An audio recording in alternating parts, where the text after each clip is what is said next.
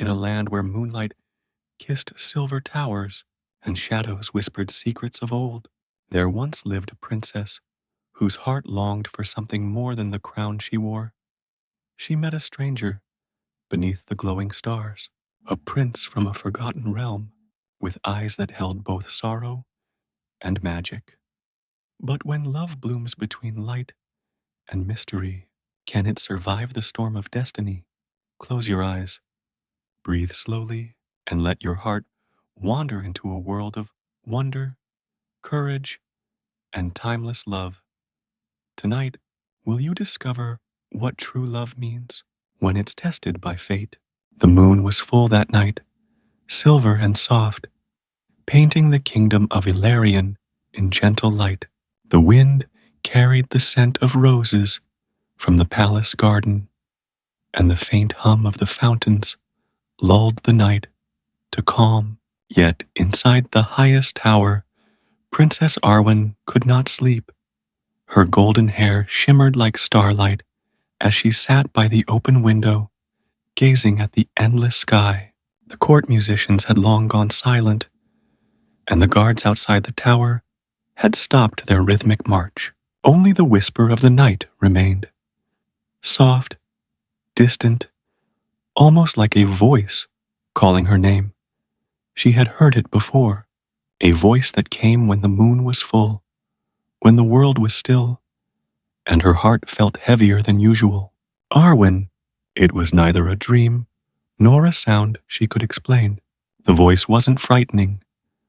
It was gentle, like a sigh from across the stars, yet filled with longing so deep that it made her heart ache. Her nursemaid, old Mira, had often told her that the moon carried stories, tales of forgotten kings, lost cities, and hearts that once beat together but were torn apart by fate. Arwen never believed in such things until the night the voice began. The next morning, the sunlight slipped through her lace curtains and painted gold across her bed. She rose, her eyes weary but curious. Down in the royal courtyard, the morning market had begun.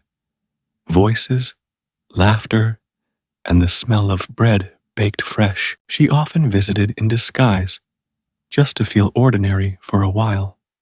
Today, she decided she would go again. Something in her heart told her the voice was not a dream. It was a message.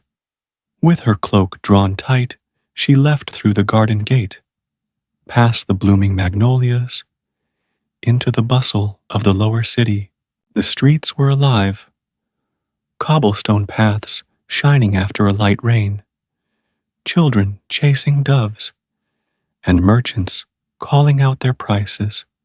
She smiled softly, but her eyes kept searching. For what? She didn't know. And then she saw him.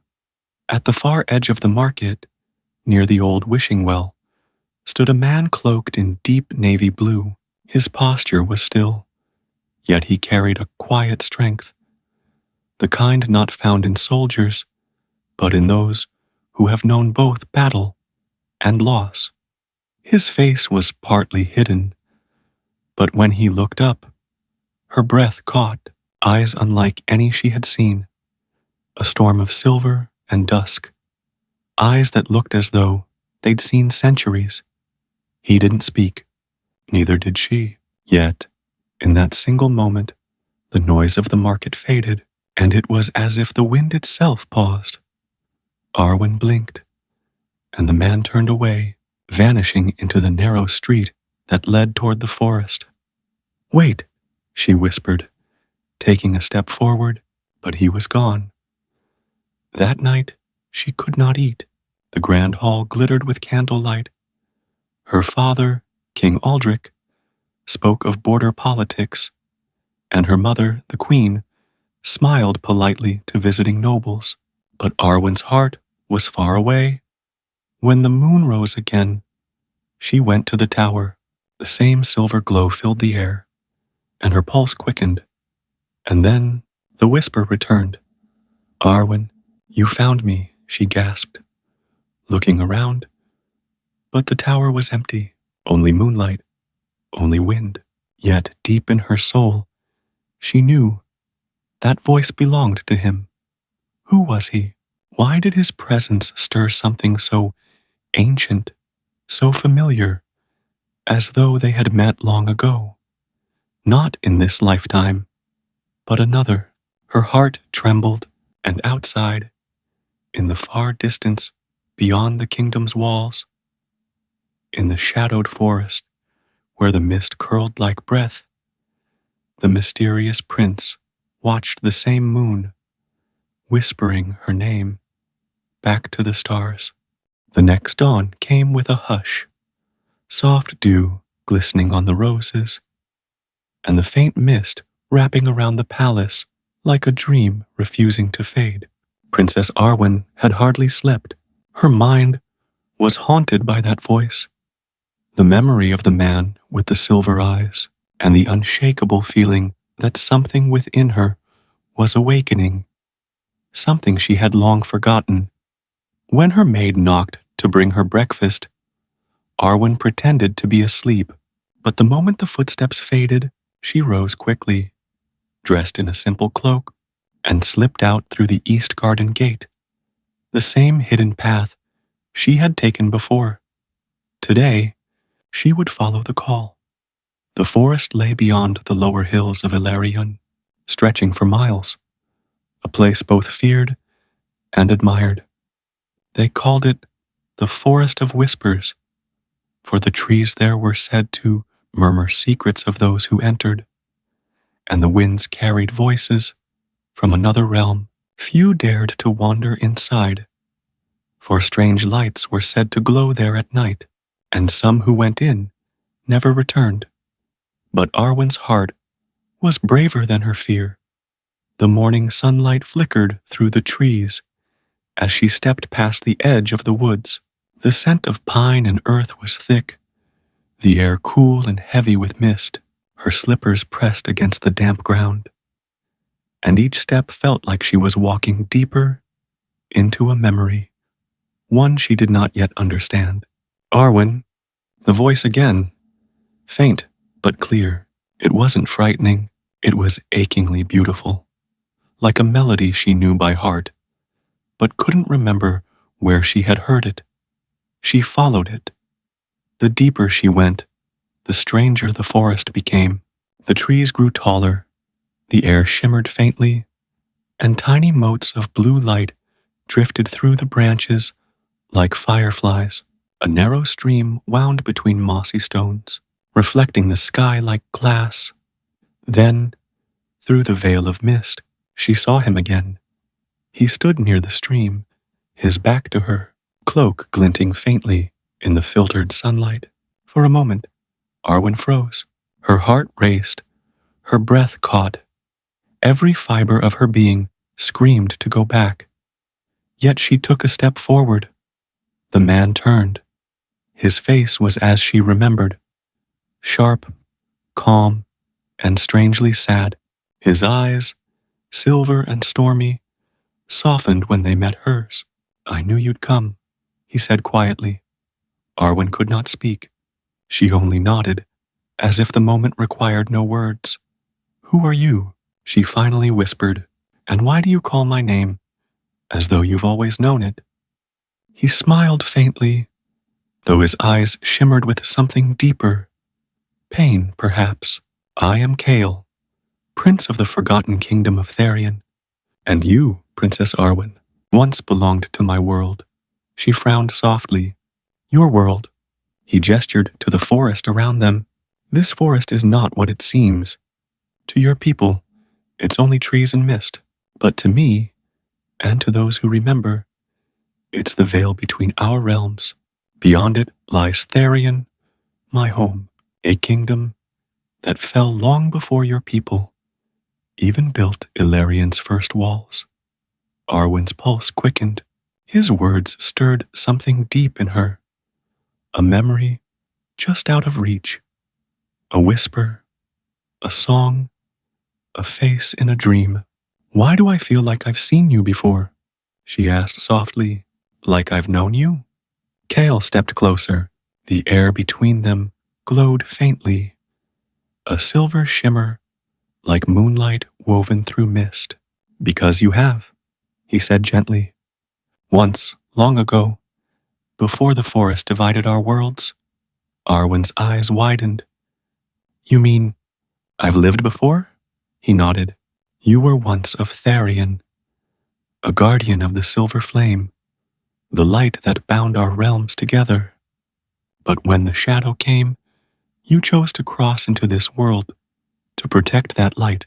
You forgot everything, your power, your past, even me. She felt dizzy. The world swayed like waves beneath her feet. And you've been calling me back?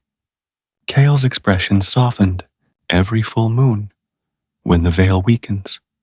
I've called, hoping your heart would remember, not your mind, but your soul. Tears welled in her eyes, though she didn't understand why. There was a strange sadness in his voice, the kind that came only from centuries of longing. Why me? She whispered. Why call me now? Because the shadow that once destroyed my kingdom has awakened again, he said, his voice low. And only the keeper of the light, only you, can stop it. Silence fell. The forest seemed to listen. Arwen took a deep breath, the weight of his words sinking in. She was a princess, yes, but of this world, not of his. Could she truly believe she was once something more? Yet, her heart believed, and somehow, the forest seemed to believe with her. She stepped closer until she was near enough to feel the warmth of his presence. If I go with you, she said softly, will I ever return? Kale's eyes flickered, as though the question pained him. Perhaps not as you are now, but if you do not come, both our worlds may fade. Yours into darkness, mine into silence. She looked into his eyes and saw something she could not name. Trust, sorrow, and love tangled together like vines.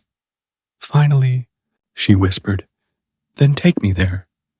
Kyle extended his hand. The air shimmered around them, rippling like the surface of a pond. Step through, Arwen, he said gently, and remember who you were. She took his hand. The forest brightened, the mist swirling into spirals of silver light. The sound of the wind deepened into a soft hum, like the echo of a heartbeat. The world around them blurred, trees melting into stars, ground into clouds, until she felt weightless, floating through light and song. Then, silence. When the glow faded, she stood not in a forest, but in a vast valley beneath two moons. Towers of glass and crystal rose in the distance, glowing faintly blue. The air shimmered like a dream. Welcome home, Kale whispered.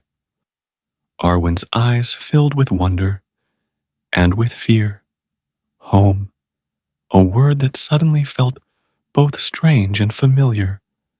That night, under the twin moons of Tharian, she sat beside a quiet lake with Kale.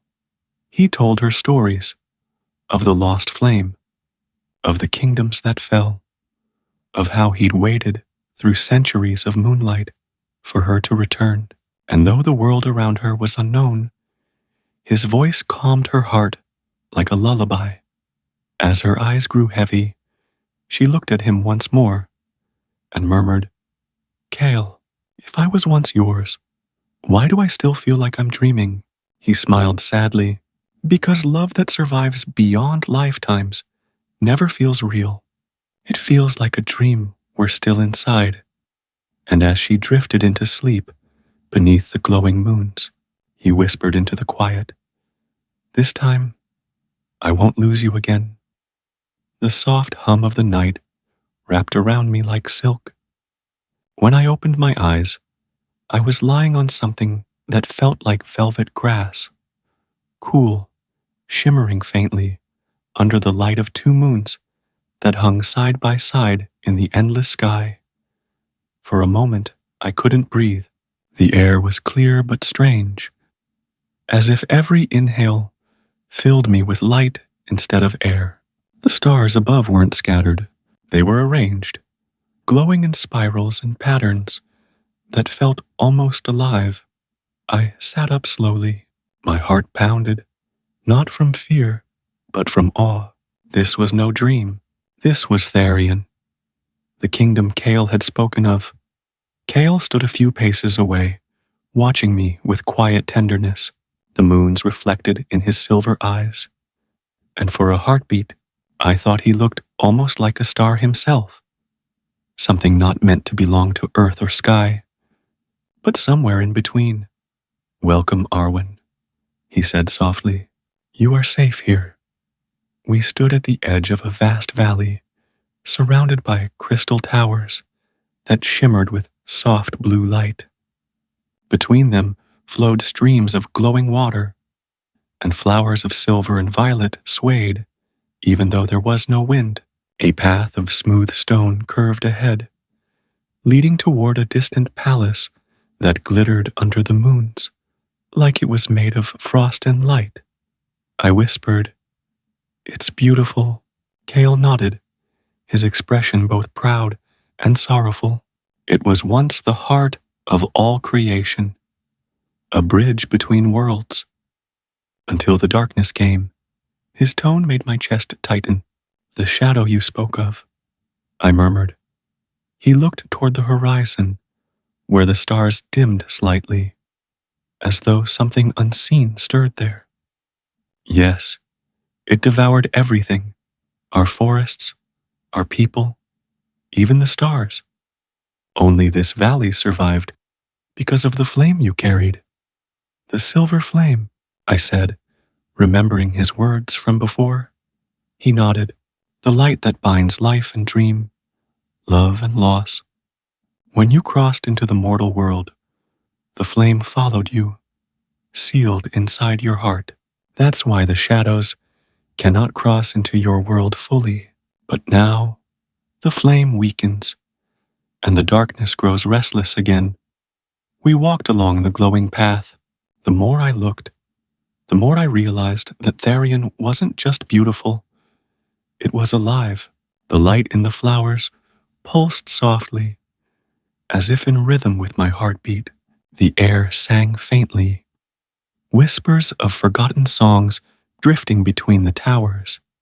And everywhere, I felt something, recognition, as if I had walked these paths before, laughed beneath these moons, and loved here once, long ago. "Kyle," I said quietly, "if I belonged here once, why can't I remember?" He paused beside a fountain of crystal water. "Because memory is heavy," he said. "When you crossed into your world, it would have crushed you. So it was sealed, until the day you chose to return. Then how do I unlock it?" He turned to me, eyes soft. "You already are. Every heartbeat, every breath you take here, awakens what was lost." I looked down at my reflection in the water, but it shimmered strangely. For a moment, my face blurred, replaced by someone who looked like me yet older, crowned in silver light, eyes glowing faintly blue. Then it vanished. "Did you see that?" I gasped. Kyle smiled faintly. "Your true self, remembering." As we reached the palace gates, the massive doors opened on their own, like they recognized me. Inside was silence, the kind that wasn't empty, but sacred. Columns, carved with celestial symbols, lined the hall, and soft streams of light trickled from the ceiling like rain. Kale led me through until we reached a grand chamber. At its center burned a faint flame hovering above a stone pedestal, small, flickering, but unmistakably alive. "That," he whispered, "is the last fragment of the silver flame. The rest sleeps inside you." I stepped closer, And as I did, the flame brightened, as though sensing my presence. A gentle warmth touched my chest, and for the first time, I felt it, the soft pulse of light within me responding. My voice trembled. It knows me. Kale's gaze softened. Of course it does. It was once part of you, and it still is. A low rumble echoed faintly through the palace, like thunder, but deeper, resonating through the ground. Kale's eyes darkened. The shadow has felt your return, he said grimly. It's watching already. I turned toward him, heart quickening. Then we should fight it, shouldn't we? He smiled sadly. You're still as brave as before. I'm serious, I insisted. If this world depends on me, I can't just stand by. He walked closer, his hand hovering near mine, but not touching. You will, he said softly, but not yet. You must remember how. That night, Kale showed me to a small chamber at the top of one of the crystal towers.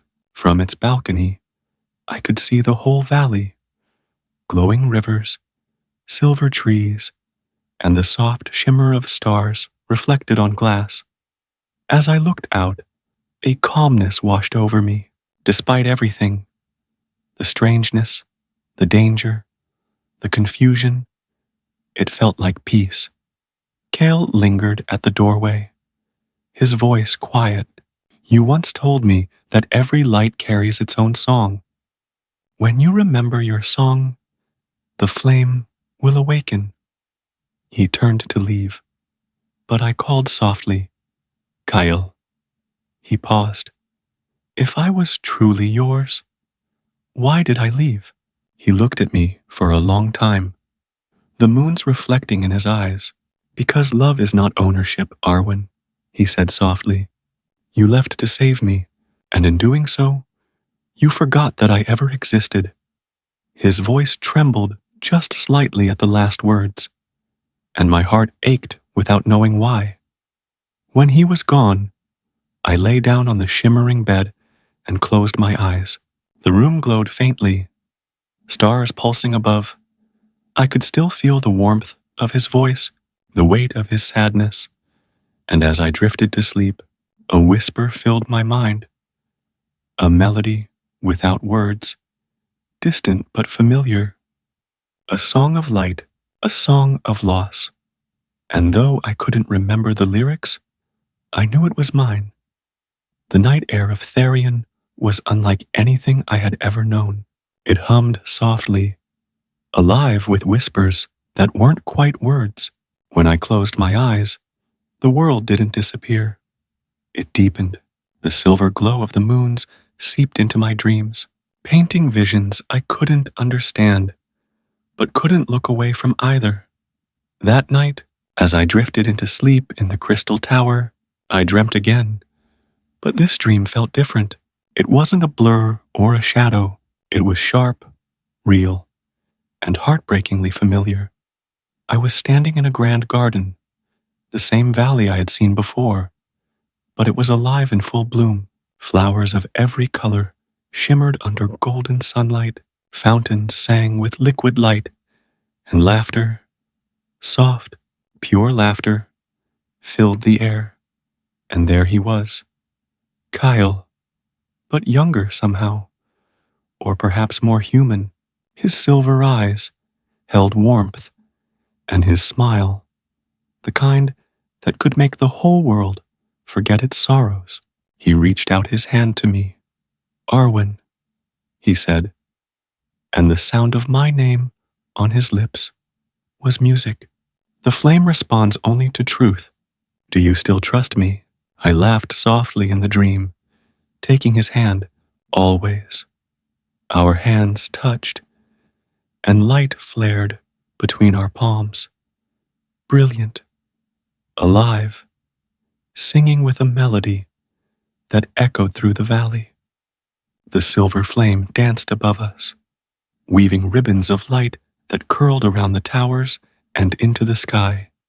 But then the laughter faded, the sunlight dimmed, and a shadow began to creep across the sky, slow at first, then swallowing everything in its path. The flame flickered violently. Kyle turned, his face pale. "It's too soon," he whispered. "The darkness found us." I felt my heart twist. "Then we'll fight it together." But before he could answer, the dream fractured, like glass breaking under water. The shadow rushed toward us, and I heard his voice, distant, desperate. "Run, Arwen. Run before it takes you too." And then everything went dark. I woke with a gasp, sitting upright, my heart hammering in my chest.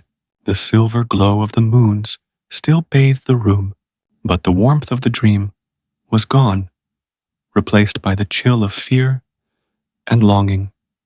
Cale was already there, standing by the balcony as if he'd been waiting all night. When he saw me, his expression softened, though worry lingered behind his eyes. "You saw it," he said quietly. It wasn't a question. I nodded. "The garden, the light, and the shadow." He sighed, walking closer. "Your memory is returning faster than I expected. The flame is awakening." I pressed a trembling hand to my chest. That song, it felt real, like I knew it before. Kyle's gaze turned distant. "It's called the Song of Light and Shadow. You sang it the night we bound the flame to our souls. You and I shared it before everything fell apart." Something inside me cracked at his words. "We loved each other?" "Yes," he whispered, more deeply than time allowed. We stood in silence for a moment. The night outside seemed to pulse with unseen magic. Then I asked the question that had burned inside me since I'd arrived. "Kyle, what is the shadow?" He hesitated. "It was once part of the flame." I frowned. "Part of me?" "In a way, yes," he said softly. "The flame is balance, creation and destruction, love and loss. When you sealed it within yourself, you took the light with you. The shadow that remained became hunger. It seeks the other half. It seeks you." The realization struck me like a blade. Then by coming here, I've drawn it closer. Cale nodded gravely. "It knows you are awake again. That's why I brought you before it could reach your world." He turned away, his shoulders tense. "It's not just your memory at stake, Arwen. If the shadow consumes the flame, both worlds will vanish, Therian and the mortal realm alike." The weight of his words settled over me, but beneath it all, there was something else, something quiet and aching. I stepped closer, my voice trembling. "Why didn't you come for me sooner? If you knew I was the key?" Cale's jaw tightened. "Because to find you, I had to break the laws of our kind. I crossed the veil, and each time I do, a part of me fades." He looked down at his hands, faintly transparent at the edges. "You see, I'm already fading." I shook my head, tears stinging my eyes. "No, there has to be a way to stop it." He looked up, his voice soft. "There is, but it means restoring the full flame, and that can only happen when both hearts remember their bond." Our eyes met then, and time seemed to still. The space between us shimmered faintly, a warmth pulsing in rhythm with our breaths. For a brief moment, I could almost feel it, that invisible thread between us, alive and trembling. Over the next few days, Cale showed me the wonders of Therian. We walked through the silver forests, where trees whispered secrets in the wind, and across the luminous lakes, where stars floated like petals.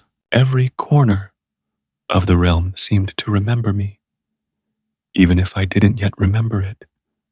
Sometimes Cale would pause, watching me with a softness that made my heart ache. Once, when I laughed, he whispered something under his breath, a word I didn't understand, but felt deep in my soul.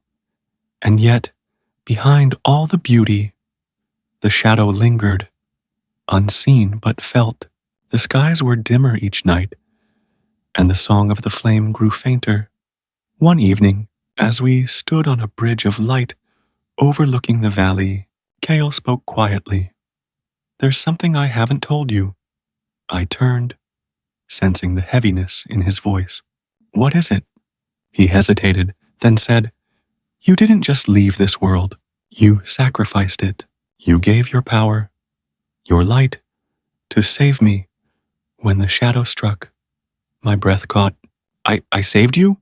He nodded. "You sealed the flame inside your own heart, and it cast you into the mortal world. A life without memory, without magic, so that I could live." The truth hit like a wave. "And all this time, you've been waiting for me to return." He smiled faintly, sorrow hidden behind it. "Waiting isn't quite the word. I've been hoping, because hope was the last gift you gave me. Something inside me broke then, quietly, completely." I reached out, my fingers brushing his hand. The contact sent a pulse of warmth through the air, and for an instant, the world seemed to brighten. The flame flickered, stronger. Kale looked at me in wonder. "Arwen," I smiled through tears. Then maybe hope was never lost. But far above us, in the horizon beyond the twin moons, the darkness stirred, vast and patient. A voice, deep and whispering, slithered through the air. "You cannot hide the light forever." Kale's expression hardened, sensing it too. He pulled me close, his voice steady, but low. "The shadow knows you're awake now. It will come for the flame, and for you." I looked up at him, heart pounding. "Then we'll face it together." He hesitated for only a moment before nodding.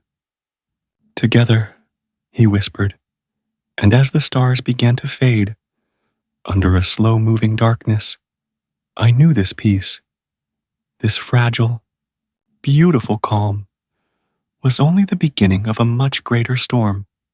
But for the first time, I wasn't afraid. Because Kale was beside me, and because the song of forgotten light had begun to stir once more, soft, steady, and full of love. The dawn rose like a whisper. Mist curled gently across the silver valley, and the first light of Therian filtered through the crystal windows of my chamber. I had not slept. Kyle's words still echoed inside me. The truth of my sacrifice, the reason for his fading form, and the shadow that hunted us both. The morning light poured softly through the silver leaves, each droplet of dew shimmering like a star that had fallen from the heavens.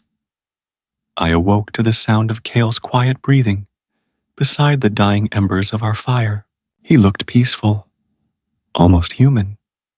Though I knew better now, his light was dimming again. Every time he used his power to protect me, a piece of him seemed to fade away. And yet, even weakened, he was beautiful, a being of starlight and sorrow. For a long time, I simply watched him, the steady rise and fall of his chest, the faint shimmer at the edge of his form, the shadow of exhaustion beneath his eyes. Part of me wanted to wake him.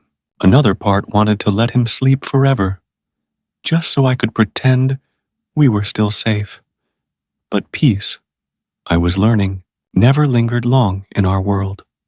The mirror's guardian had spoken of a truth hidden in the citadel of light, the place where all memory began and where it could end. It was said to be built between worlds, where time folded on itself like silk, and that was where we needed to go. Kyle stirred, eyes opening, catching me watching him. "You don't sleep much anymore," he murmured, voice still heavy with dreams. "I dream instead," I said softly. He smiled faintly, sitting up. Of what? Of a time before all this, I said, staring at the horizon where the mist began to lift. Of laughter, of a golden palace, of someone who swore he would find me again. He tilted his head, studying me. And does he find you? I met his gaze.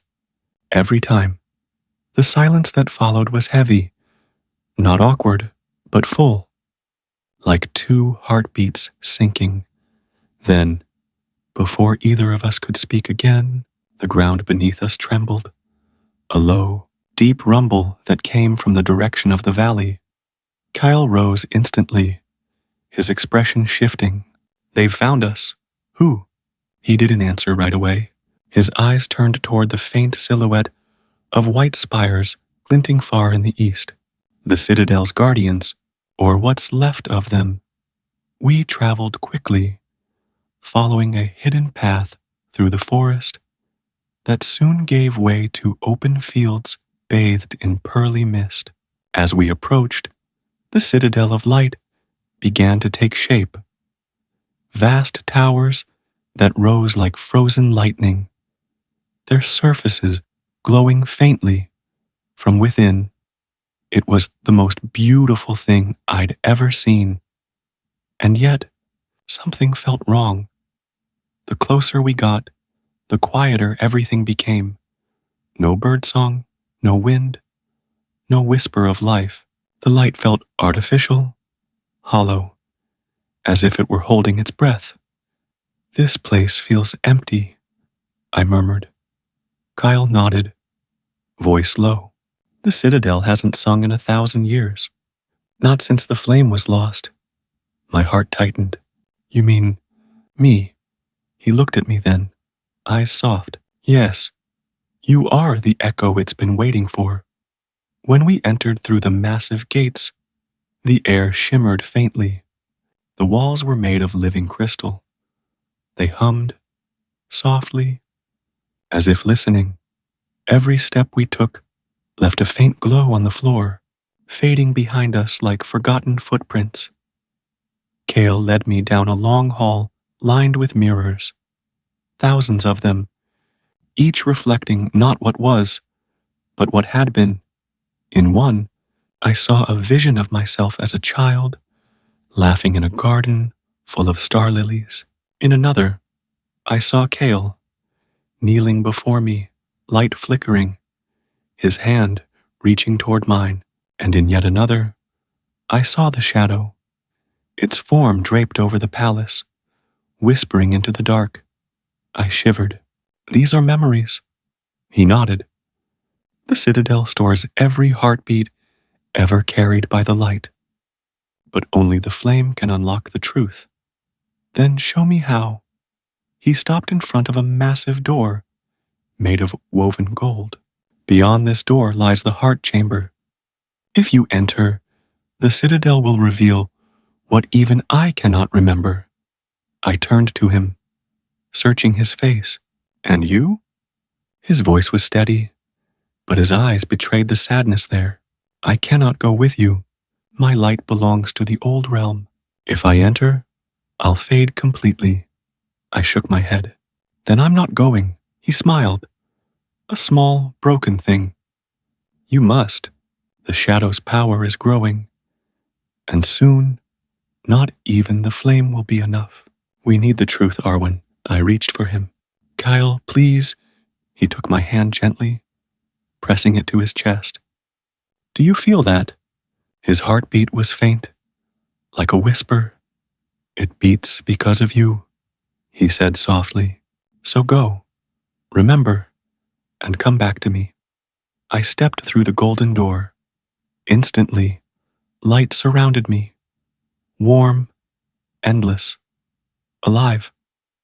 The chamber pulsed with energy, the walls shimmering like liquid sunlight. At the center stood a crystal pedestal. On it rested a small, glowing sphere. It pulsed, softly, rhythmically, like a heart. When I approached, the light reached toward me, wrapping around my hands, my arms, my face. It didn't burn, it embraced. Then the room dissolved. I was standing in a different time. The palace was whole again. The air smelled of honey and rain. And there, standing before a mirror of silver, was me. The same gown, the same eyes, but younger, brighter, and beside me was Kale, not as he was now, but whole, radiant, untouchable. We were laughing, our hands entwined. When the shadow rises, I heard my own voice say, "We'll stand together." Kyle smiled, always. Then another figure entered, cloaked in gold, face hidden, the same voice that haunted my dreams. "Your love is powerful," the stranger said, "but it breaks the balance. The flame and its keeper cannot exist as one." I turned to him in anger, "Then let the balance break." The stranger's tone softened. "Would you trade eternity for love?" I stepped closer to Kyle. "Yes. Without him, eternity means nothing." The air trembled. Light and shadow collided. And then, silence. Kyle fell to his knees, his light fading. I screamed his name, and the world began to shatter. When I opened my eyes, I was back in the chamber. The sphere's light had dimmed, and tears streamed down my face. That was the truth. That was what we'd lost. Kale had not been cursed. I had cursed him. By choosing love over duty. By breaking the ancient bond that kept the worlds apart. And now, both of us were paying the price. When I stepped out of the chamber, Kale was waiting. He looked at me and knew. "You remembered?" I nodded, my voice trembling. "It was me. I chose you." I broke the balance. He stepped closer, his expression unreadable. "Then I was right to find you again." I frowned through my tears. "Why?" "Because," he whispered, touching my cheek, "if love was strong enough to break eternity once, it's strong enough to fix it." Before I could answer, he kissed me, soft, warm, endless.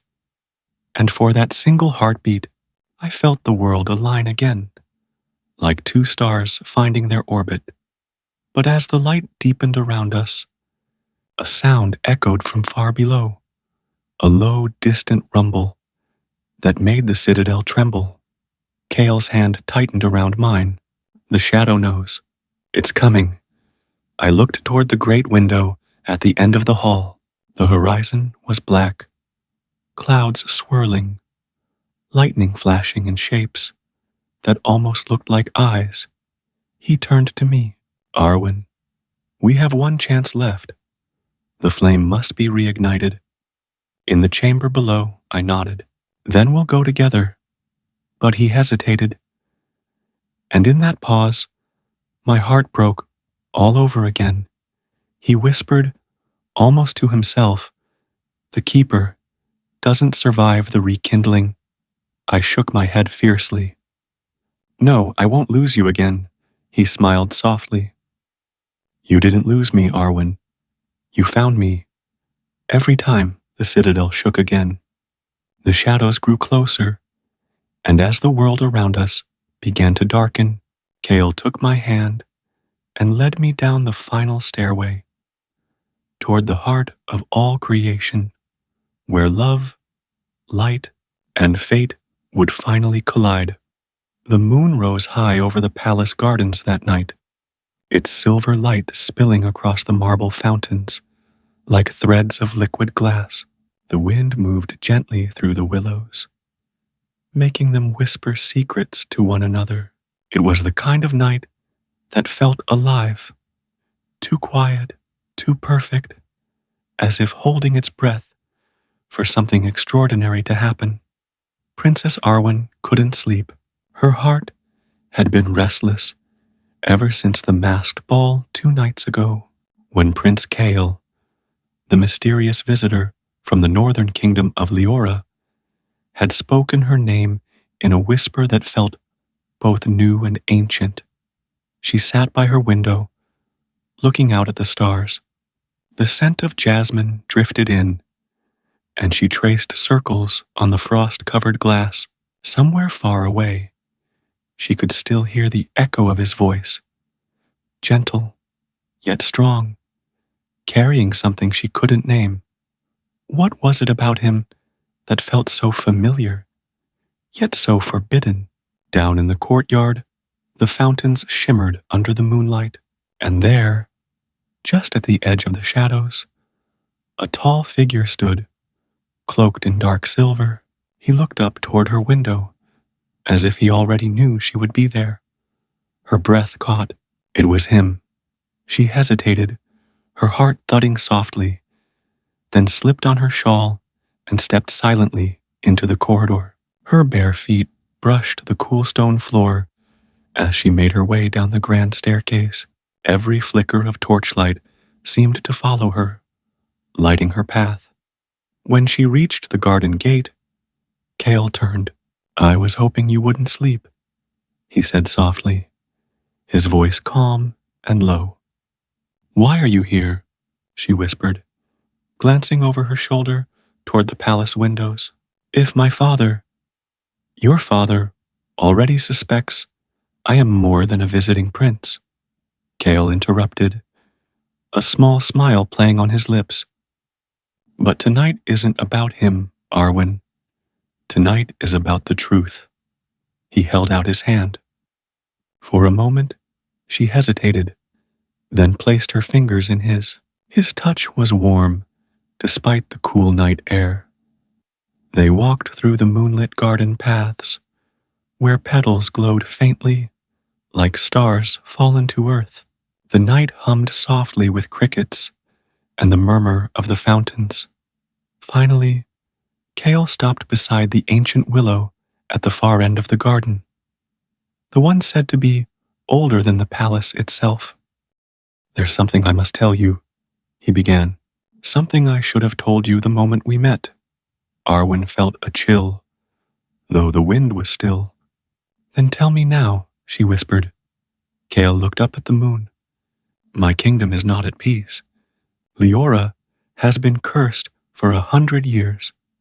A curse bound by blood and silence.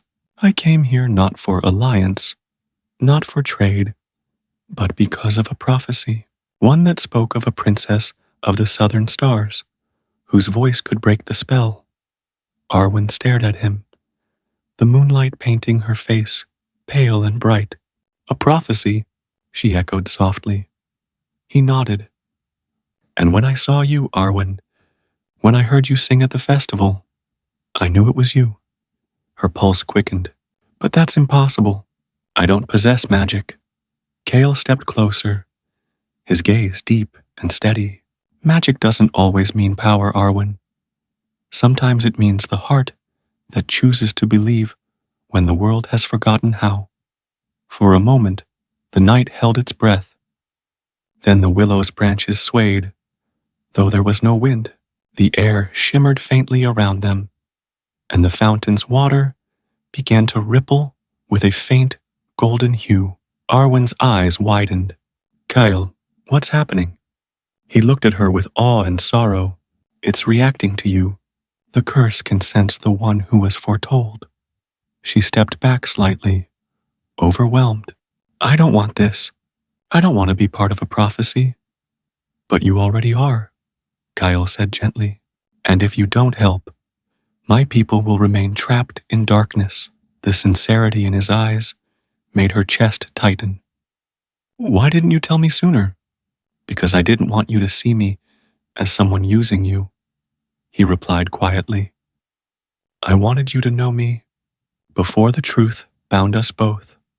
Silence stretched between them, not empty, but heavy with something unspoken. Finally, Arwen took a deep breath. "Then tell me what I must do." Cale's eyes softened with gratitude and grief. "There's an ancient relic, the heart of Leora. It lies within the mountain beyond the veil. To reach it, We must cross through the dream realm, a place where reality bends to memory and desire. It can only be opened by two hearts that trust each other completely. Arwen's heart fluttered. Trust? Yes, he said, stepping closer. You must trust me, Arwen, even when you cannot see the path. She met his gaze, her pulse echoing in her ears. Then I will. Kyle's smile was faint, almost sorrowful. You are braver than you know. Just then, thunder rolled softly in the distance, though no storm cloud marked the sky. The garden lights flickered. A cold breeze rushed through the air, carrying with it a faint whisper, almost like a voice calling Kale's name. He stiffened, his hand tightening around hers. They've found me. Who? Arwen gasped. The Shadow Guard, he murmured.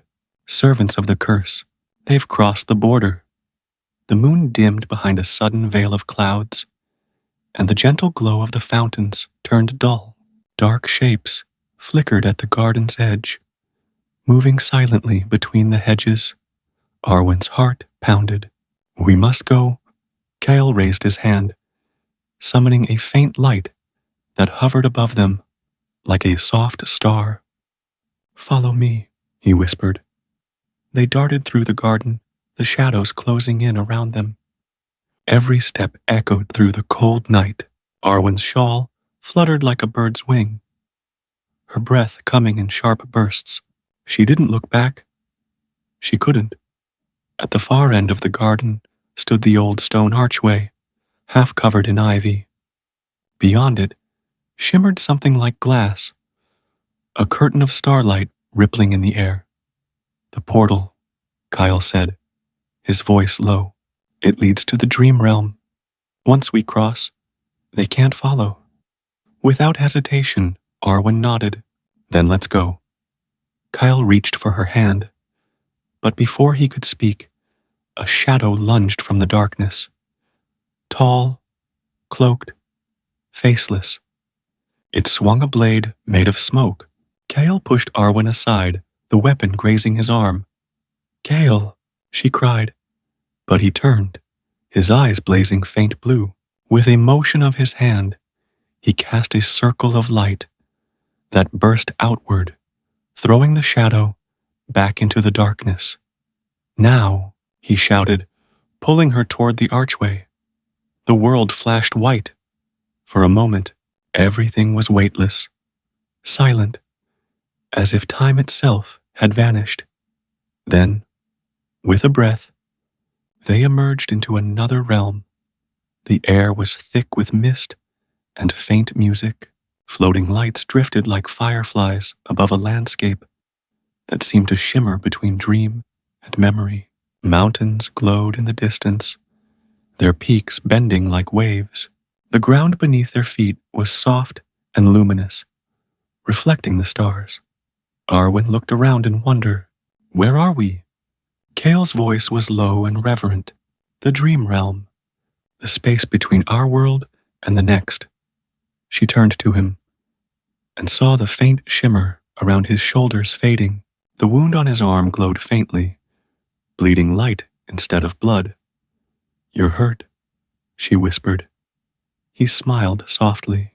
It will fade, but we must keep moving. She stepped closer, her hand trembling as she reached up to touch his face. Kyle, will we make it? He met her gaze, the stars reflecting in his eyes. If you keep believing, Arwen. Yes.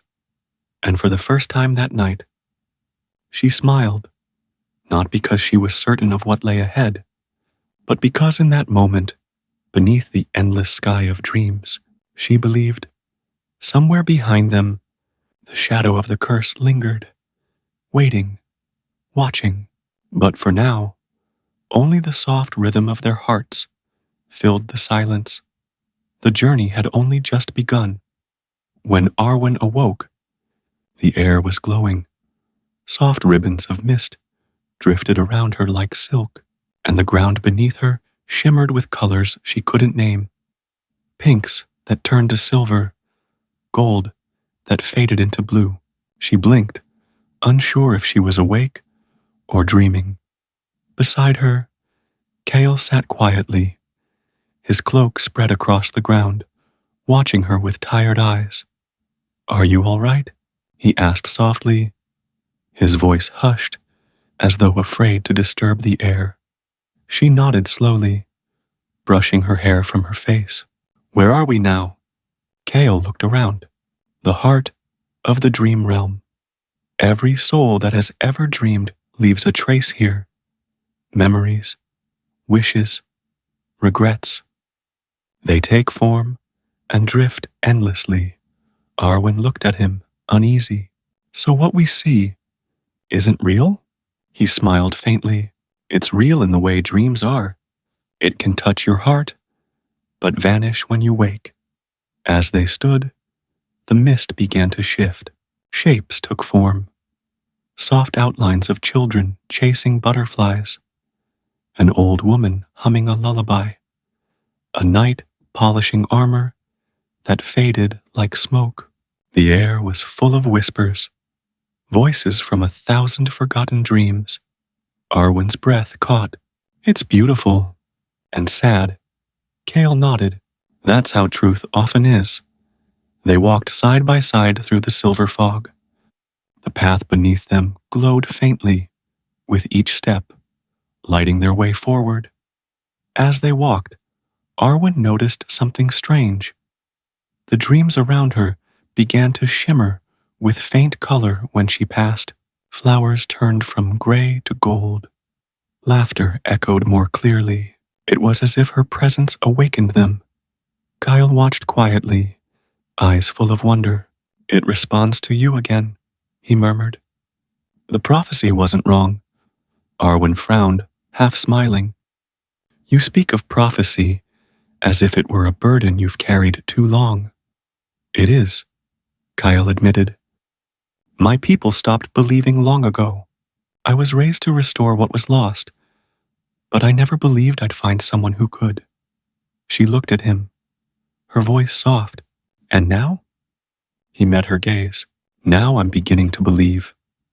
They continued walking until they reached a quiet lake, its surface smooth as glass, reflecting not the sky, but moving images. Arwen leaned closer and gasped. In the lake's reflection, she saw herself as a child, laughing, running barefoot through a meadow beside her mother. Then the image shimmered, and her mother's face turned to mist, fading away. Arwen's throat tightened. "It's showing my memories." Kale placed a gentle hand on her shoulder. "Be careful. The dream realm feeds on emotion. It will use your heart to keep you here." She nodded, blinking back tears. "Then we should move on." They began to cross a narrow bridge made of crystal light. As they walked, shadows stirred beneath them, dark ripples that twisted and followed their steps. Kyle's hand brushed his sword instinctively. "Don't look down," he warned. But curiosity tugged at Arwen, and she glanced, only for a moment. The shadows below shifted, forming faces. Her own, Kale's, her father's. They whispered words she couldn't understand, their voices full of longing. She stumbled. "Kyle, I heard them." "I know," he said. "The dream realm can take the shape of your fears. Don't let it." The bridge trembled, and for a moment, Arwen felt herself slipping, but Kyle caught her, pulling her close. Their eyes met, and time seemed to slow. "Trust me," he whispered. She nodded, holding on tighter. "Always." They reached the end of the bridge, just as the last light beneath it faded into darkness. Ahead stood an enormous gate, tall and carved from pure crystal. It pulsed faintly with a heartbeat-like rhythm, soft but steady. Kyle approached it cautiously. "This is the Gate of Echoes," he said. "It listens before it opens." To pass, You must speak your truest fear and your truest hope. Arwen looked uncertain. If I don't, it will keep us here forever. She stared at the shimmering surface. Her reflection looked back, tired, afraid, and yet strangely stronger than before. After a long silence, she whispered, "My truest fear is losing the ones I love before I ever tell them how much they mean to me." The crystal glowed faintly. "And your hope?" Kale asked gently. "That someday, love will be enough to save someone. Maybe even you." The light deepened to gold. The gate shuddered and began to open, slow and graceful, like the petals of a giant flower. Kale turned to her. "You did it. What about you?" she asked quietly. He hesitated. "My truest fear," his eyes grew distant, "is becoming what I was sent to destroy. And my truest hope is you." The gate flared with light, and the air trembled around them. They stepped through together. On the other side was a valley bathed in twilight. The sky was deep violet, filled with floating lights that drifted like lanterns. A river of silver mist wound through it, reflecting the stars. It was breathtaking. Arwen stood in awe, but Kale's face was troubled. "This isn't just beauty," he said. "The curse hides here too. The closer we get to the heart of Leora, the stronger its pull." As they walked, strange echoes filled the air, voices calling Kale's name, laughter that wasn't real. Arwen reached for his hand, grounding him. "Stay with me," she whispered.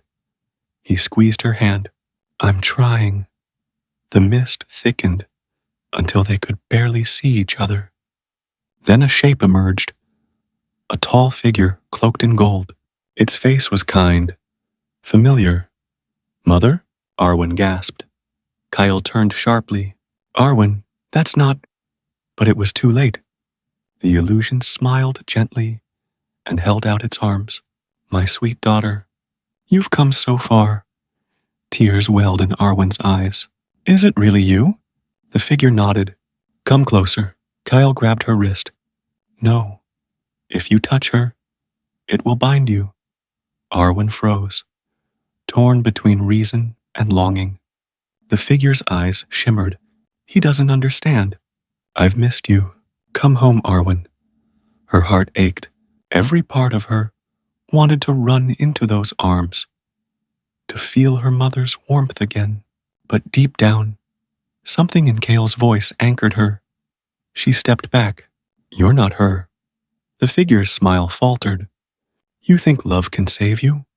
And then its face twisted, soft light turning to shadow, eyes to void. The voice deepened. "Love is the cage that keeps you blind." Kyle stepped forward, raising his hand. "Enough." A pulse of silver light burst from his palm, shattering the illusion into shards of mist. The air cleared, leaving only silence. Arwen trembled, tears streaking her cheeks. It felt so real. Kyle lowered his hand, breathing hard. "That's what this place does. It tests your heart until it breaks, and only love keeps it whole." She looked at him then, really looked, at the way his light dimmed slightly each time he used his power, at the quiet sadness in his smile. Without thinking, she reached up and cupped his face. "You saved me." He leaned into her touch. "We save each other, Arwen. That's the only way through." They stood that way for a long moment, surrounded by soft light and silence. Then, somewhere in the distance, a faint glow began to rise, brighter than the stars, steady as a heartbeat. Kale turned toward it. "The heart of Leora," he breathed. "We're close." Arwen followed his gaze, her fear melting into wonder. "Then let's finish this." They began to walk again, hand in hand, their steps light but sure. The mist parted before them, as if recognizing their resolve. Above, the stars shifted slowly, aligning into a spiral, a symbol of unity. The air hummed softly with energy, ancient and alive. As they reached the ridge overlooking the glowing valley, Kale stopped. His voice was almost a whisper. Once we touch the heart, everything will change. My curse, and yours. Arwen frowned. Mine? He turned to her, his eyes full of quiet sadness. No one enters the dream realm without leaving something behind.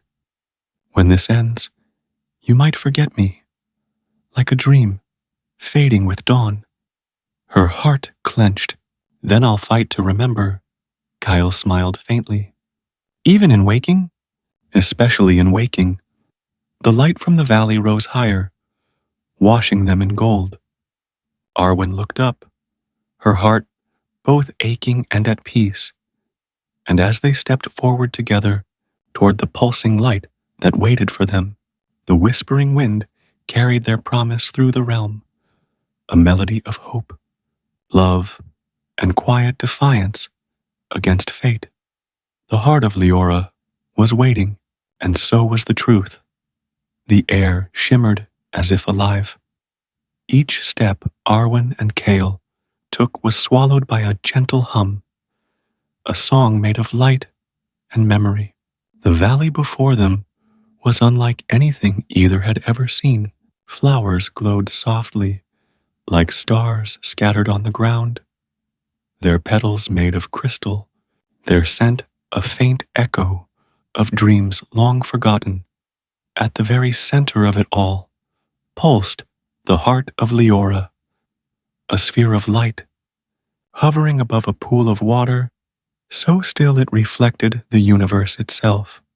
Arwen's breath caught in her throat. It's beautiful, she whispered. Kale didn't answer. He stood still, his hand clenched at his side. His face, usually calm and composed, flickered with something Arwen had never seen before. Fear. Kyle, she asked gently. What's wrong? He turned toward her, his eyes reflecting the golden glow of the heart. This is it, the end of my journey, or the beginning of my end. What do you mean? He looked back at the heart. The curse that binds me, it was born here. Every dream that dies in pain feeds it. Every broken memory strengthens it. The heart keeps my people asleep, trapped in endless dreams. To break it, I must give something of equal worth, something pure. Arwen frowned, stepping closer. Something pure? Like love? Kale's lips curved into a sad smile. Exactly, she shook her head, refusing to understand. No, there has to be another way. He walked closer to the heart, the light growing brighter around him. For 1,000 years, this realm has waited for someone with your light. You can awaken it, but only if I anchor it with mine. The realization hit her like thunder. You'll disappear. He didn't deny it. Arwen's voice trembled. No, you can't. We've come this far together, Kale. There must be another way. He turned to her, his expression full of quiet sorrow and love. You once told me you believed love could save someone. You were right. It can save everyone, except the one who gives it. Her heart broke. You're not doing this. He reached out and gently brushed his thumb across her cheek. Arwen, I was born from this curse. I'm a part of it. If the curse dies, so do I. Tears welled in her eyes. Then I don't want to break it. You must, he whispered. Because if you don't, this realm and your world will fade. The dreams of every soul will crumble. You'll lose everything. Arwen shook her head, voice cracking. No, I'll find another way. I'll find someone else. Something else.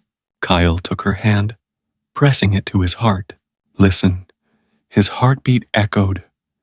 Not one, but many, countless, like the rhythm of the world itself. This isn't just my life, he said softly. It's the life of every sleeper trapped in the dream. They breathe through me. They're waiting for freedom. She stared at him, her tears shimmering in the golden light. You're asking me to lose you to save them. He smiled sadly. You're not losing me, Arwen. You're freeing me. For a long moment, they stood in silence, surrounded by glowing air and soft whispers. The heart pulsed gently, almost as if it waited. Then Kale took a deep breath and walked toward the glowing pool. Arwen grabbed his arm. Kyle, he turned back to her, eyes warm. Promise me something. She shook her head, tears spilling down her face. Don't. Promise me, he said again, his voice steady. When you wake, you'll look for me in the world beyond dreams. Even if you don't remember my name, you'll know. Somewhere, deep down, you'll know. She nodded, unable to speak. He smiled. Then it's enough. He stepped onto the water, and it held him, rippling softly beneath his feet. The light around the heart brightened, beams stretching outward, touching the edges of the sky. The hum grew louder, resonating in Arwen's bones. Kale closed his eyes. Leora, I return what was taken. The light burst outward in a halo. Arwen shielded her eyes, crying out, Kyle! Through the blinding glow, she saw him, standing still, arms outstretched, light weaving from his chest into the heart. His body began to fade, piece by piece. First his hands, then his shoulders, then his face. But his eyes remained, 2 points of silver blue, filled with peace. I'll wait for you, he whispered, his voice barely audible above the roaring energy. In the waking world, Kyle, she screamed, reaching out. But her fingers met only light, then silence. The heart of Leora pulsed once more, and then exploded into 1,000 shimmering fragments, raining light across the valley like falling stars. The air grew calm. The humming stopped. The mist thinned, revealing a clear sky filled with constellations she had never seen before. Arwen fell to her knees, trembling. Her reflection stared back from the still water, alone, tear-streaked, but glowing faintly with the same light Kale had carried. She looked up at the sky, her voice barely a whisper. You promised you'd wait. And somewhere in the vastness above, the stars pulsed. Once, twice, like a heartbeat, answering her. Days, or perhaps years, passed. Time didn't move the same in the dream realm. The heart was gone, the curse broken. Slowly, the mists faded, and the once lost souls awoke. Arwen wandered through the quiet valleys, the glow around her dimming with each step. Every now and then, she'd hear a soft echo, a laugh that sounded like Kyle's, a whisper carried on the wind. She followed those sounds, hoping, believing. One evening, as she stood beneath a silver tree, she saw something in the distance, a shape walking toward her, tall and familiar. Her heart stopped. He was different, faint, like a memory. But his eyes, his smile, his quiet presence. Kyle, she whispered. The figure smiled softly. Not quite, it said, but close. I am what remains of him, the echo that lingers in your heart. Tears blurred her vision. I thought I lost you. You can't lose what you carry within, he said gently. Every time you dream, every time you love, you bring him back. She reached out, but her hand passed through him, like light. I'll find you again, she promised. He nodded. And when you do, you'll know. The figure faded into mist, leaving only warmth and a single glowing feather drifting to the ground. Arwen caught it in her hands, holding it close. When she finally left the dream realm, she awoke beneath a dawn sky, soft gold light spilling across the horizon. The world was quiet, peaceful. She looked at her reflection in the lake beside her. A faint, silver shimmer glowed in her eyes, and though she couldn't remember his name, she smiled softly, whispering to the morning breeze, "Some dreams never end."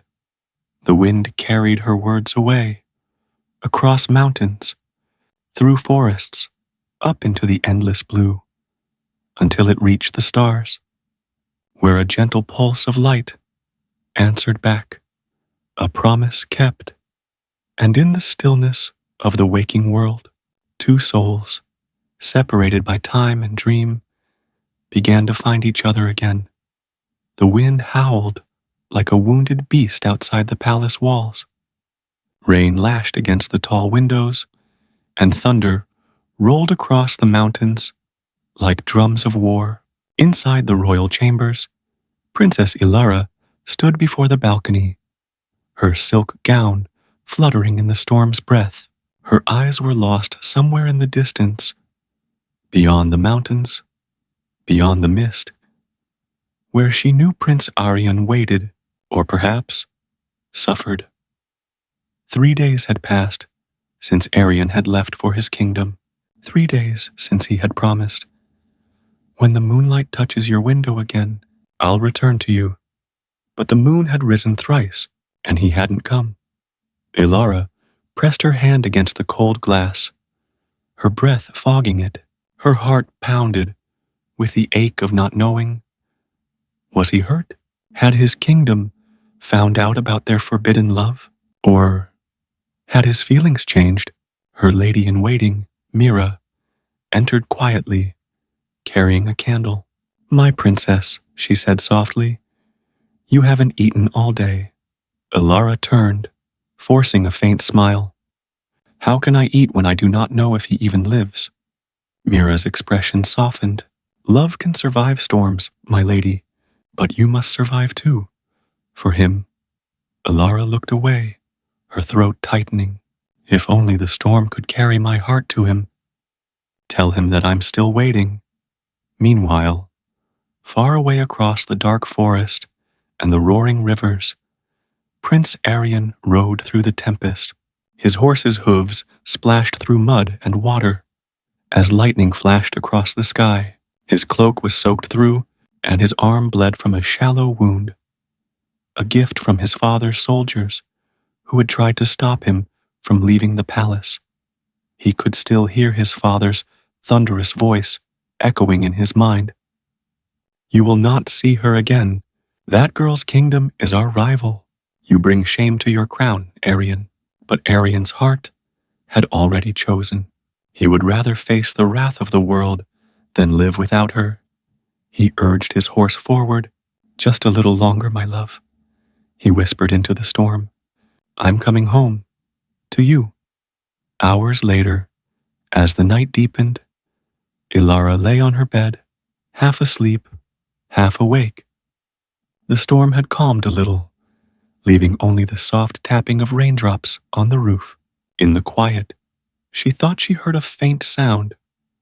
Hooves, muffled and distant. Her eyes snapped open. She rushed to the balcony, her heart hammering. The rain had lightened into a mist, and there, through the curtain of drizzle, she saw a dark figure approaching the palace gates. Her breath caught. "Aryan," she whispered. Without waiting for a moment, she grabbed her cloak and ran down the marble halls, her bare feet silent on the floor. The guards at the door called out, startled, but she didn't stop. She flung open the heavy wooden doors, and the cold night air rushed in. There he was, drenched, exhausted, bleeding, but smiling. Ilara, he breathed, stumbling toward her. She ran to him, and before he could speak another word, she threw her arms around him. Rain and tears mingled as they held each other tightly beneath the pale moonlight. I thought I'd lost you, she whispered. You could never lose me, he replied, his voice trembling. Even if the world tried to tear us apart. They returned to her chambers, where she tended to his wound with trembling hands. Arian winced as she dabbed the cut on his arm, but his eyes never left her face. You shouldn't have come, she said softly. If your father finds out, he already knows, Arian interrupted. He tried to stop me, but I couldn't stay away. Ilara froze. You defied him? Yes, his gaze softened. For you, I told him that love cannot be chained by politics or fear. Tears welled in her eyes again. You fool, she said, smiling through them. You'll lose everything. Arian reached out, brushing her cheek. If I lose you, I've already lost everything. The words sank into the quiet, their hearts speaking the rest.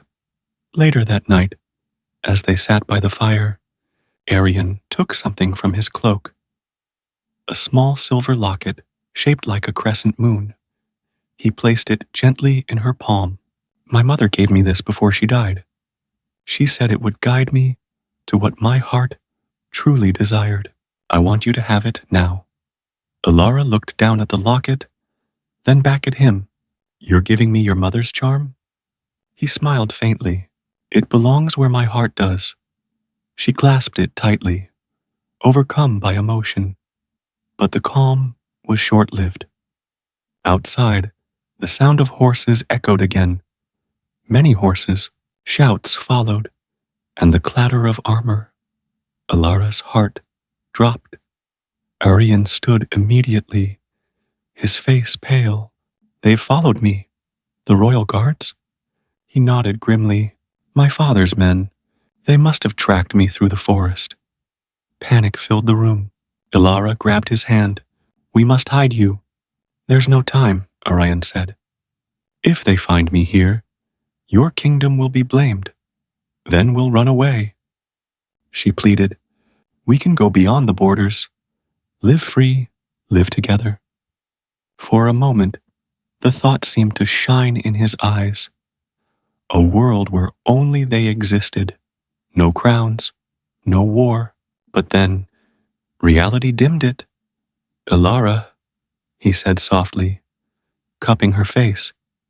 If I flee now, it'll start a war between our kingdoms. Thousands will suffer because of us. Her lips trembled. Then what will you do? He smiled sadly.